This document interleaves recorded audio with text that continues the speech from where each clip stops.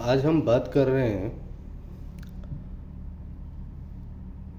Money growth की, यानी महंगाई की।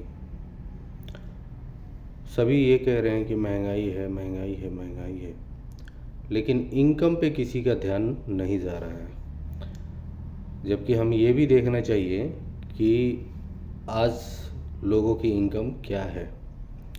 दूसरी बात ये है कि अब हमें इज्जत दिखाई देने लगा है। हम खुद को इज्जतदार बनाना चाहते हैं, इज्जतदार समझना चाहते हैं, समझाना भी चाहते हैं।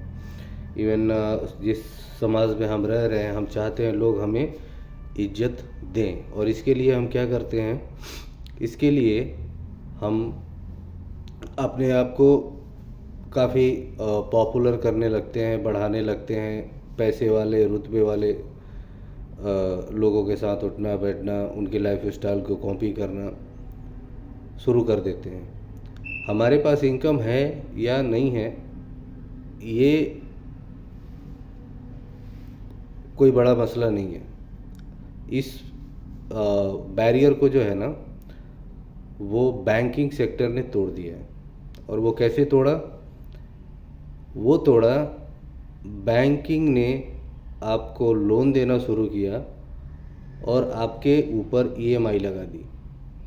अब ये सिस्टम क्या है, जिस हिसाब से आपकी इनकम है उस हिसाब से आपको लोन दिया जाएगा और उसी हिसाब से आपकी ईएमआई फिक्स कर दी जाएगी।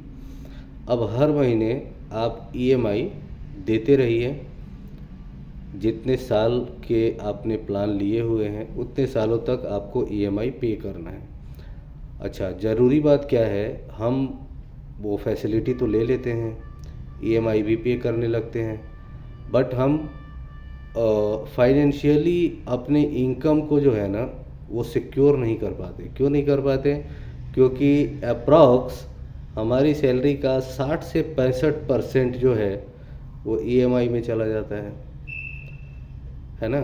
अब जो आपके पास 35 से 40% आपकी इनकम बची हुई है, उसी में आपको महीने दिन का खर्चा चलाना है। अब वो खर्चे बहुत हो सकते हैं।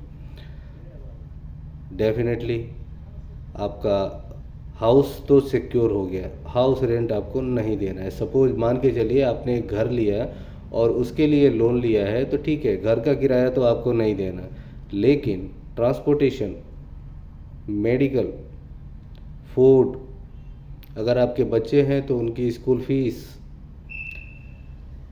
हेल्थ केयर, ये सारी चीज़ें जो हैं वो आपको 35 से 40% इनकम में ही करनी है।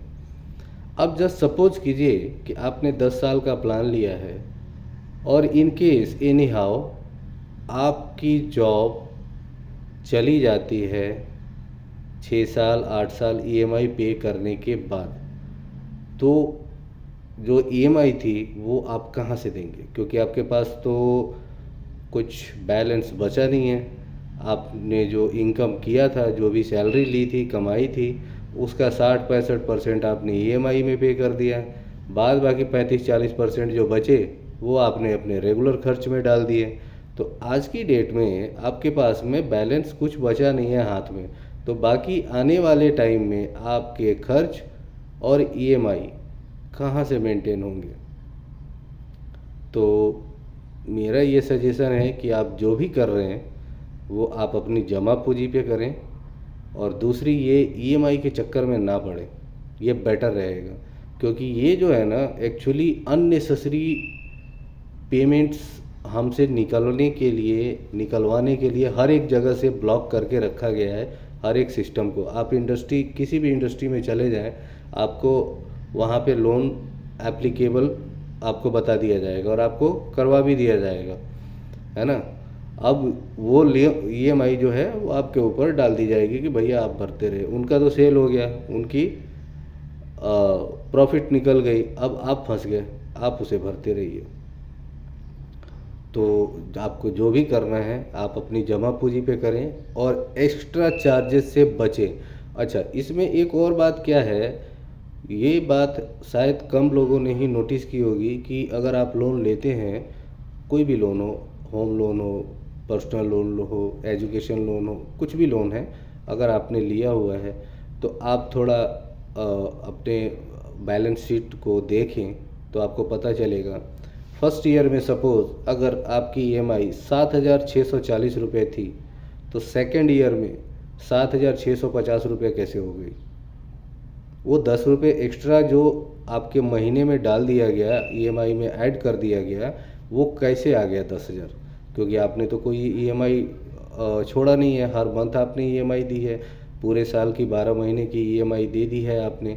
तो फिर नेक्स्ट ईयर में भी वही ईएमआई कैलकुलेट होनी चाहिए थी। वो 10 रुपये किस लिए बढ़ा दिए गए, ये ना तो कोई पूछता है और ना ही बैंक बताता है।